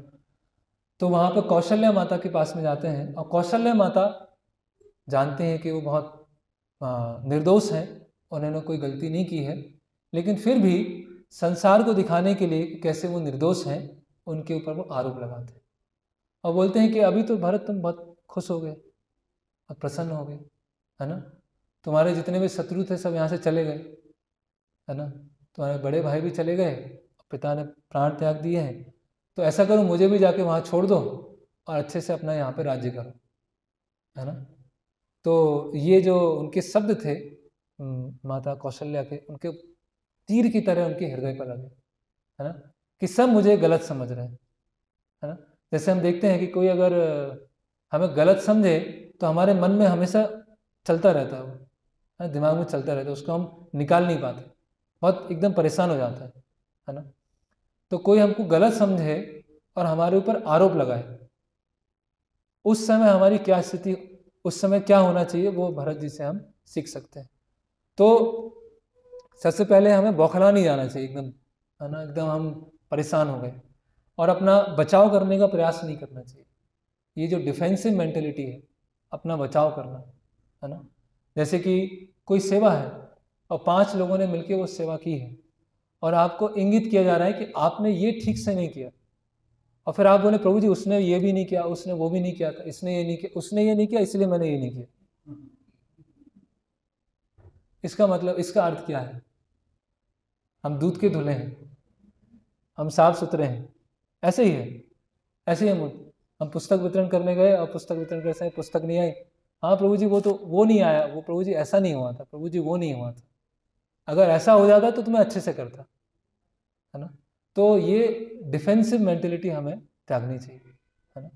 और तो भरत जी वहाँ क्या बोलते हैं कि अगर इस पूरे षड्यंत्र में मेरा थोड़ा सा भी हाथ है, थोड़ा सा भी किंचित हाथ है, तो जितना भी मैंने अपने गुरु से ज्ञान लिया है वो सब खत्म हो जाए। विश्वामित्र मुनि ने, वशिष्ठ मुनि ने जो भी मुझे सिखाया अभी तक, वो सब कुछ निष्फल हो जाए और सभी लोगों के पास, पूरे पृथ्वी पर जितने लोग हैं, जितने पापी लोग हैं, सबके पाप मैं ग्रहण कर लूँ। और ये केवल कहने के लिए नहीं है, ये केवल कहने के लिए नहीं है, वास्तव में वो अंदर से ऐसा अनुभव कर रहे हैं। तो कौशल्या माता वहाँ पर बोलती हैं कि मैंने केवल आपको ऐसे ही बोला है, मैं जानती हूँ कि आप निर्दोष हैं।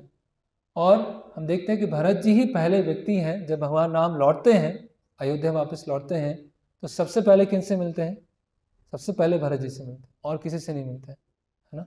और उनका जो राज्याभिषेक की तैयारी है, सबसे पहले कौन करते हैं? भरत जी करते हैं। तो इस तरह से उन्होंने दूसरा जो टेस्ट है वो पार किया, आरोप प्रत्यारोप में फंसे नहीं वो, है ना। आरोप प्रत्यारोप में फंस जाते हैं और जो मेन काम होता है वो रुक जाता है। मेन काम है सेवा को आगे बढ़ाना, तो सेवा को आगे बढ़ाना रुक जाता है और व्यक्ति आरोप प्रत्यारोप में फंस जाता है।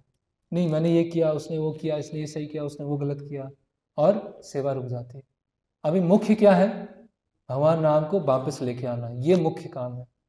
अपने आप को सही साबित करना वो मुख्य काम नहीं है ना। परिस्थिति को सही करना वो मुख्य काम है।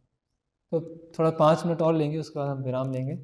तो वशिष्ठ मुनि बोलते हैं कि अभी अपने जो पिता हैं उनका जो अंतिम संस्कार करने का समय आ गया है, तो जो तेल के अंदर दिव्य शरीर को रखा गया था उसमें से निकाला जाता है और उनको साफ सुथरे वस्त्र पहनाए जाते हैं, माला पहनाई जाती है, चंदन लगाया जाता है, कपूर लगाया जाता है और उनको फिर सरयू नदी के पास में जाके अग्नि दी जाती है उनके देह को। और 11वें और 12वें दिन वो अलग अलग तरह के जो रिचुअल्स होते हैं वो पालन करने के लिए सरयू नदी के पास में आते हैं। और 13वें दिन फिर वो अस्थियों को लेने आते हैं और जब अस्थियों को लेने आते हैं तो उस समय वो बहुत दुखी हो जाते हैं, है ना। और वो ये विचार करते हैं कि कहीं ना कहीं मेरे कारण ये सब स्थिति हुई, क्योंकि मेरी जो माँ है मुझसे आसक्त है और मुझसे आसक्त होने के कारण मुझे राज्य देने के कारण उन्होंने षड्यंत्र किया और उसके कारण ये स्थिति हुई। मतलब उनकी गलती नहीं है फिर भी अपनी गलती को मानना। षड्यंत्र में कोई हाथ नहीं है, किसी भी तरह है ही नहीं वहाँ पर, लेकिन क्या सोच रहे हैं, क्योंकि मेरी माता उससे आसक्त थी और उस आसक्ति के कारण ये सब पूरा चक्र हुआ है, तो कहीं ना कहीं इसका कारण मैं बना। इसीलिए मेरा यह कर्तव्य है कि इस स्थिति को कैसे सुलझाया जाए, इस स्थिति को कैसे ठीक किया जाए, इसीलिए मुझे करना। हमारे साथ क्या होता है, हमारी गलती होती है लेकिन फिर भी हम स्वीकार नहीं करते। भरत जी के साथ क्या है, उनकी गलती नहीं है फिर भी वो अपने आप को समझ रहे हैं कि मेरे कारण ये सब कुछ, है ना। तो इसीलिए इनका इतना महान चरित्र है ना। जैसे लक्ष्मण जी हैं, लक्ष्मीवान इति लक्ष्मण, उनके पास लक्ष्मी है। किस चीज की लक्ष्मी है, सेवा की लक्ष्मी लक्ष्मण जी का। और भरत जी मतलब जिन्होंने भार धारण किया है, किसका, सेवा का, जिम्मेदारी का, जिन्होंने सेवा का या जिम्मेदारी का भार ग्रहण किया है वो है भरत जी। तो यहाँ पर फिर वो अस्थियों को लेके आते हैं, है ना, अस्थियों को विसर्जन करते हैं। और आगे क्या होता है, किस तरह से फिर वो आगे चित्रकूट जाने की तैयारी करते हैं, उसकी चर्चा फिर हम कल करेंगे। हरे कृष्णा। किन्हीं कोई प्रश्न है, कुछ जिज्ञासा है तो पूछ सकते हैं, और कुछ मैं प्रश्न भी पूछूंगा आपसे। हर सत्र के लास्ट में कुछ प्रश्न होंगे और फिर आप उत्तर देने का प्रयास कीजिए इसमें।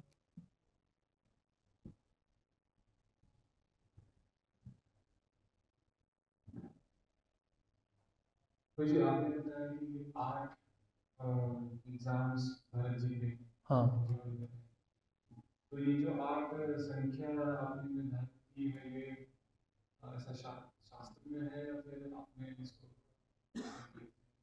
हाँ मतलब उसमें आएंगे, अभी 2 जैसे हुआ है, 2 टेस्ट हुए हैं। मैंने निर्धारित नहीं किया, जो टीकाकार हैं वो बता रहे हैं। वाल्मीकि रामायण में ऐसा नहीं लिखा है कि 8 परीक्षाएं हुई, लेकिन जो रामायण के टीकाकार हैं वो बताते हैं कि इस तरह से 8 परीक्षाएं हुई अलग अलग स्तर पर। टीकाकार, हाँ, यस, हाँ। अभी हम देखेंगे, 2 हो गया है, अभी 6 कल देखेंगे।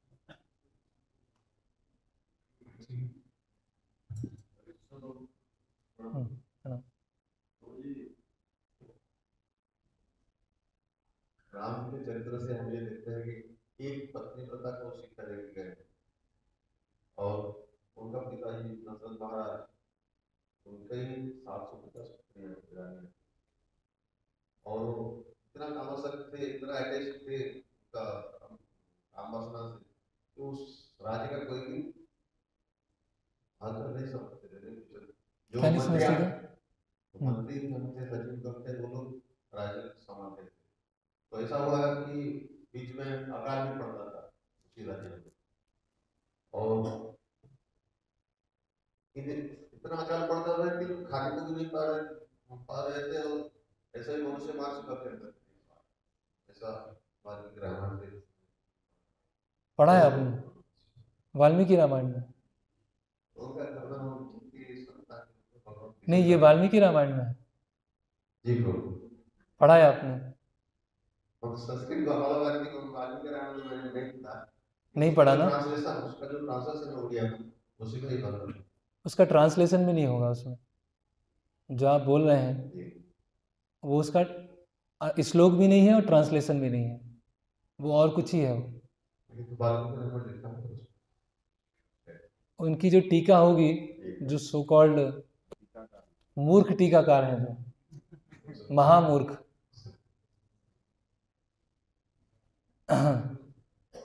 तो इस प्रश्न के दो उत्तर हो सकते हैं। पहला उत्तर ये हो सकता है कि हमने ये पढ़ा और उस पर विश्वास किया, और फिर हमने पूछा कि ऐसा क्यों किया दशरथ जी ने, इतने आसक्त क्यों थे, अकाल क्यों पड़ता था, मंत्री क्यों राज्य चलाते थे। एक ये प्रश्न हो सकता है। दूसरा प्रश्न हो सकता है ये मैंने पढ़ा लेकिन मुझे तो नहीं लगता ये सही है, ये तो बाद में लोगों ने गलत जोड़ा है, तो इसको हम कैसे समझें। तो ये कहलाता है हमारी शास्त्रों पर श्रद्धा क्या है, फेथ क्या है। हमारी वास्तव में शास्त्रों पर श्रद्धा है या केवल एक ऊपर सतही श्रद्धा है। जब हम खुद देख रहे हैं कि दशरथ महाराज इतने महान भक्त हैं, शुद्ध भक्त हैं, और वो अपनी पत्नी से आसक्त होने के कारण वचन नहीं दिया उन्होंने राजधर्म को पालन करने के लिए वचन दिया। तो ऐसे कैसे हो सकता है कि वो अपनी पत्नी से आसक्त थे, इतने कामुक थे, अकाल पड़ जाता था। ये तो बहुत ही बड़ा अपराध है, ये भगवान की भक्ति के प्रति बहुत बहुत बड़ा अपराध है। और अगर हम उससे सहमत हो रहे हैं तो हम भी उसके अपराधी बन रहे हैं, हम भी उस अपराध में भाग ले रहे हैं। जैसे कि ऐसे शास्त्रों में कई एग्जाम्पल आते हैं। जैसे भगवान राम ने एक पत्नी व्रत का प्रतिज्ञा लिया, लेकिन उनके इतनी पत्नियां थी, दशरथ महाराज की इतनी पत्नियां थी। ऐसे और भी क्षत्रिय राजा हुए, उनकी और कई पत्नियां थी। तो श्रील प्रभुपाद जी अपने तात्पर्य में समझाते हैं पॉलीगैमी के बारे में कि जो क्षत्रिय राजा है वो एक से अधिक स्त्रियों को संरक्षण प्रदान कर सकता है, और उसमें इतना अधिक रजोगुण है, इतना बड़ा राज्य करना है, उसको बहुत अधिक प्रोत्साहन की आवश्यकता है।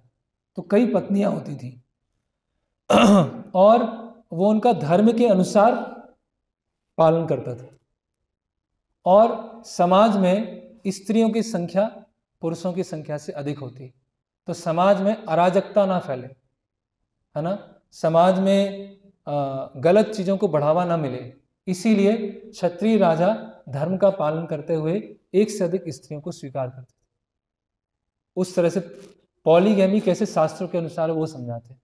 लेकिन जो आधुनिक टीकाकार है, जो आप अभी बता रहे हैं, है ना, जैसे अभी ये बहुत सारे रोमिला थापर, ऐसे हम देखते हैं कि जब भारत स्वतंत्र हुआ, उसका जो पहला शिक्षा मंत्री था, वो पहला शिक्षा उसने जो भारत का पूरा, उसने इंडिया की जो हिस्ट्री लिखा, उसमें क्या लिखा, मुगल लोग पूरा विकास करके गए, अंग्रेज लोग पूरा विकास करके गए, हम लोग सब पिछड़े थे। और ऐसे ही विचारधारा वाले लोगों का लिखा हुआ हम रामायण पढ़ रहे हैं, जिसमें लिखा है कि दशरथ महाराज कामुक थे, उनकी इतनी पत्नियां थी और अकाल पड़ता था। इससे हम डायरेक्ट ही किसी व्यक्ति की वाल्मीकि रामायण से पूरी श्रद्धा को हटा देंगे।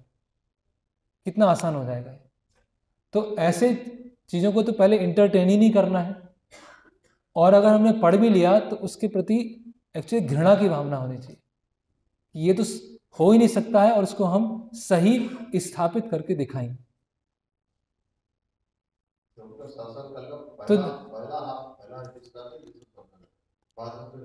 तो हम ओरिजिनल वाल्मीकि रामायण पढ़ें, पहला है गीता प्रेस का पढ़ें, उसका अनुवाद बिल्कुल सही है, या इस्कॉन में गुरु महाराज का परम पूज्य भक्ति विकास महाराज वो पढ़ें, या विद्वान गौरांग प्रभु हैं, उन्होंने पूरा वाल्मीकि रामायण लिखा है, पूरे 24,000 श्लोक ट्रांसलेट होने वाले हैं कुछ सालों के अंदर, वो हम पढ़ें।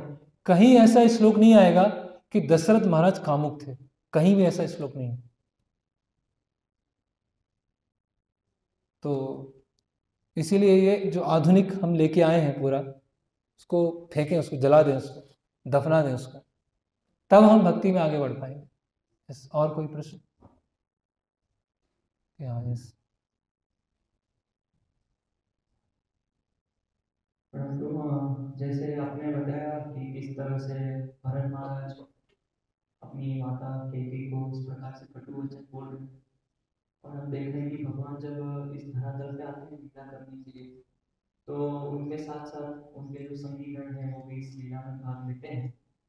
तो इस वृत्तांत से क्या हम ये समझ सकते हैं कि जैसे माता कैकेयी हैं वो भी भगवान के चरण में उनके पार्षद होंगे, लेकिन इस भगवान की इस लीला में वो यहाँ के अपनी भूमिका निभा रहे हैं, और इतनी विशेष भूमिका निभाई है कि इस तरह से उन्होंने ऐसा कार्य किया जिसकी वजह से भरत महाराज को इतने कटु शब्दों में उनको बोलने पड़े। और इवन जो लोग रामायण पढ़ते हैं तो कैकेयी के प्रति भी एक अच्छी धारणा नहीं है कि ऐसा गलत किया, राम को वन किया।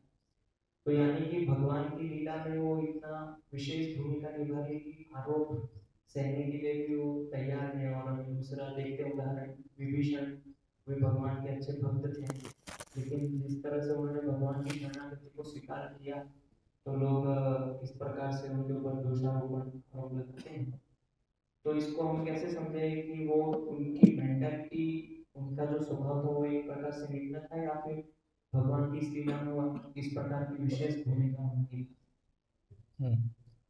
तो बताया गया है कि महाभारत को समझने के 10 स्तर हैं और वाल्मीकि रामायण को समझने के 3 स्तर हैं। एक स्तर है यहाँ समझना कि भगवान की लीला का भाग चल रहा है। कैकेयी है, स्वर्ग से एक अप्सरा को भेजा गया है जो मंथरा के रूप में है, उन्होंने पूरा मन घुमा दिया है और भगवान की पूरा का लीला का पाठ चल रहा है। एक स्तर है डिवोशनल पूरा, कि कैसे भरत जी का भगवान राम के प्रति आसक्ति है और उनको लेके आना है। और तीसरा स्तर है सांसारिक नैतिकता, वर्णाश्रम धर्म। तो शास्त्रों को समझने के अलग अलग स्तर होते हैं। अगर कोई ये कहे कि केवल तो लीला का भाग था तो उस समय क्या शिक्षा लेना है वो नहीं समझ पाएंगे। अगर कोई बोले कि कैकेयी माता का ये चरित्र देखकर केवल उन पर आरोप लगाए और ये नहीं समझे कि भगवान की लीला का पार्ट है, तो वो भी कैकेयी माता को पूरी तरह से नहीं समझ पाए।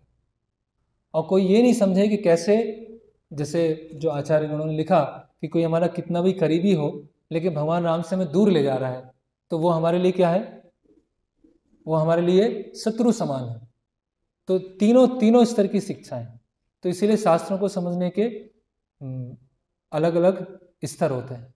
तो जैसे तो पहले प्रश्न का उत्तर ये है कि हमें तीनों स्तर पता होना चाहिए।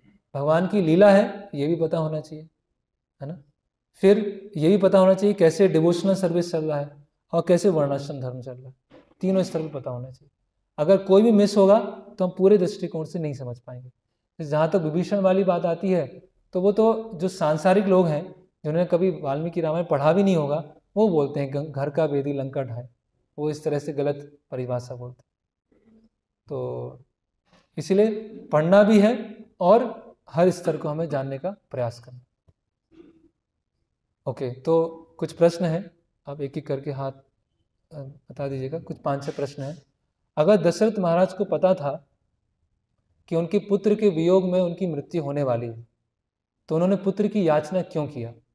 पहला प्रश्न। उन्होंने इतना बड़ा यज्ञ क्यों करवाया? अगर दशरथ महाराज को पता था कि आगे चल के उनकी पुत्र वियोग में मृत्यु होगी तो फिर पुत्र की इच्छा क्यों थी उनकी? कोई बताना चाहेंगे? और कोई भी भक्त? यस।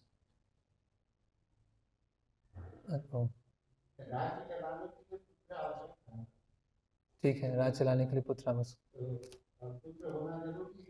जी। ठीक है, सही आंसर, एक स्तर पे सही आंसर है। प्रभु जी पीछे।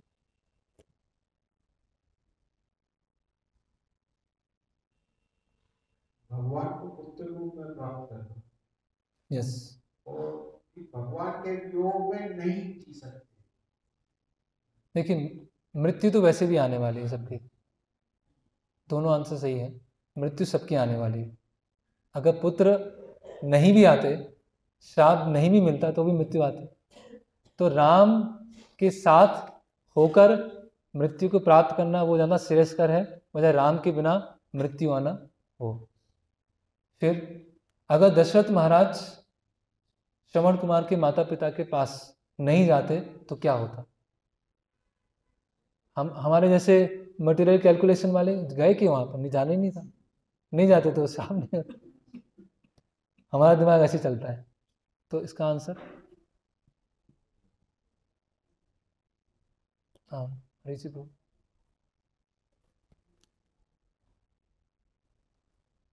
जैसे आपने बताया था कि राजा तो एक तो ये दिखा था उसमें कि वो उन्होंने श्रवण कुमार को बोला कि मेरे माता पिता को उन वजह से गए, और अगर वो नहीं जाते तो भी उनके जो बता रहे थे कि 100 टुकड़े हो जाते, 100 टुकड़े हो जाते और कायर कायर कहलाता है। तो आज क्षत्रिय के लिए कायर होना मतलब मृत्यु से बड़ा है।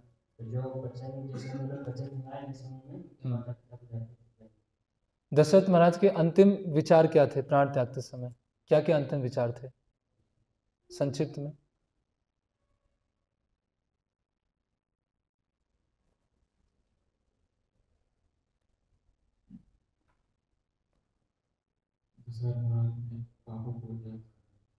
पहला पापों को याद कर रहे थे, दूसरा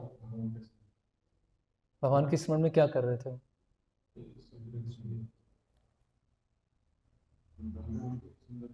भगवान की जो दिव्य शरीर की सुंदरता है, और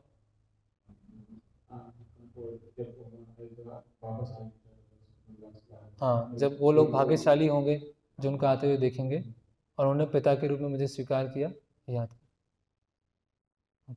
फिर जब भरत जी को पता चला कि वो राजा बनने वाले हैं तो उनका इंस्टेंट रिएक्शन क्या था?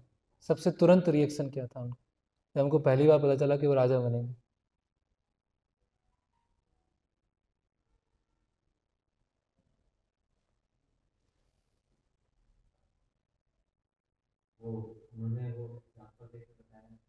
नहीं, इंस्टेंट रिएक्शन मतलब तुरंत क्या हुआ उनको जब उनको पता चला कि राजा वो बनेंगे?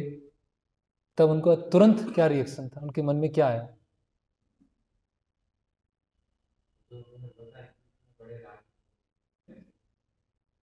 काफी चीजें बताई, लेकिन तुरंत क्या था उनके मन में? कोई और भक्त बताना चाहेंगे?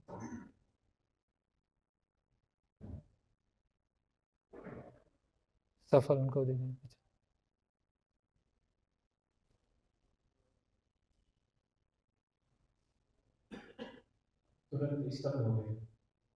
बहुत दुखी हो गए, प्रसन्न बिल्कुल भी नहीं हुए। फिर ये श्लोक आया था, मातृ रूपे माम अमित्रे, कि माता के रूप में आप मेरी दुश्मन हो। इससे हम क्या समझ सकते हैं? इससे हम क्या समझ सकते हैं? और कोई भक्त, रस भक्तों में कोई? ये भरत जी ने बताया कि आप माता नहीं हो, मेरी शत्रु हो, इससे हम क्या समझते हैं? कोई माता जी बताना चाहे तो।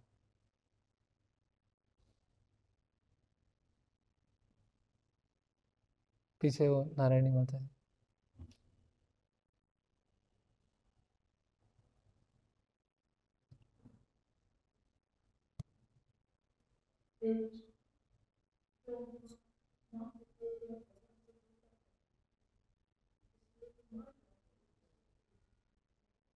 जो भगवान से दूर करे वो हमारा शत्रु है। और दूसरा उसका, जो कितना भी हमसे दूर हो लेकिन हमें भगवान राम के पास ले जाए, वो हमारा सबसे निकट का है। ओके, आज के प्रवचन में गाय की तुलना कहाँ की गई है? गाय की कोई उपमा दी गई है? गाय के बारे में कहीं बताया गया था? हाँ, एक मिनट, उधर उनको भीम प्रभु क्या बताया गया था गाय के? उसमें आता कि जो गाय धो सकती है, वो तो बैल के बारे में आया था।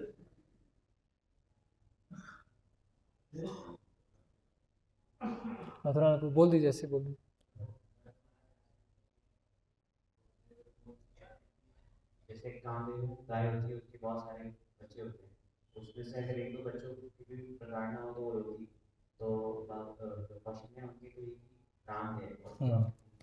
यस, कौशल्या माता ने प्रारंभ में भरत जी को क्यों आरोप लगाया? कौशल्या माता ने प्रारंभ में भरत जी पे क्यों आरोप लगाया? पीछे माता जी का नाम।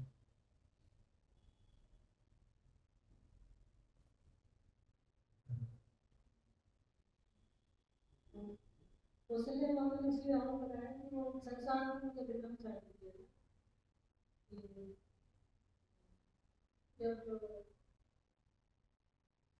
कि भरत जी निर्दोष हैं। हाँ ठीक है, तो यहाँ पर समाप्त करते हैं। हरे कृष्ण। श्रील प्रभुपाद की जय। श्रीमद् भागवतम की जय। वाल्मीकि रामायण की जय।